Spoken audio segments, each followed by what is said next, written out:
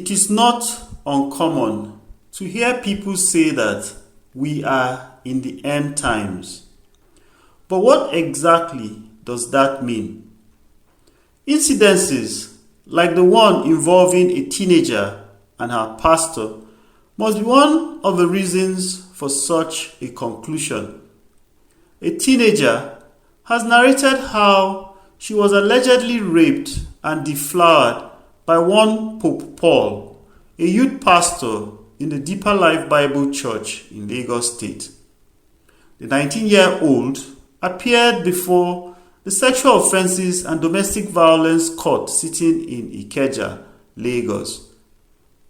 She said the abuse started when she was 15 years old and living with the cleric. The survivor told the court that she knew the cleric when she started residing with his wife, identified as Sister Lydia.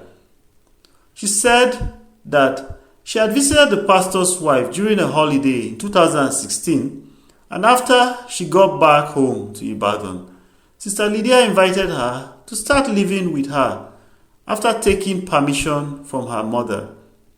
I was enrolled in a private school as I resumed in SS1. I only go back to my parents during the holiday. She said the cleric started the alleged sexual abuse by touching her breasts when nobody was around. On February 17, 2018, I noticed this lustful look on Pope Paul and he came to me. He started with a rough play and then bumped on me, she said. He started touching me because there was nobody around. He moved on to touch my breast and used his hand to cover my mouth while he inserted his fingers into my private part. As he fingered my private part, blood was flowing out.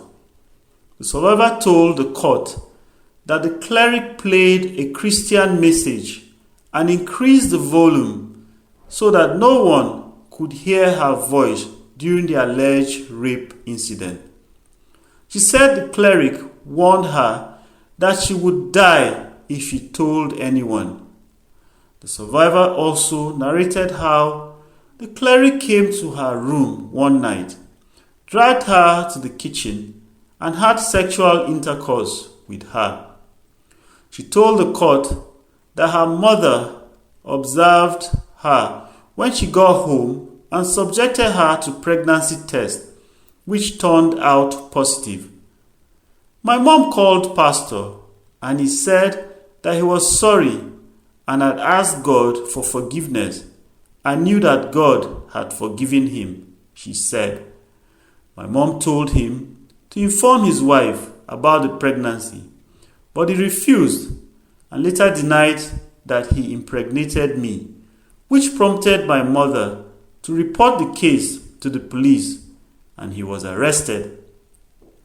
Ramon Oshodi, the trial judge, adjourned the case to a later date for continuation of trial.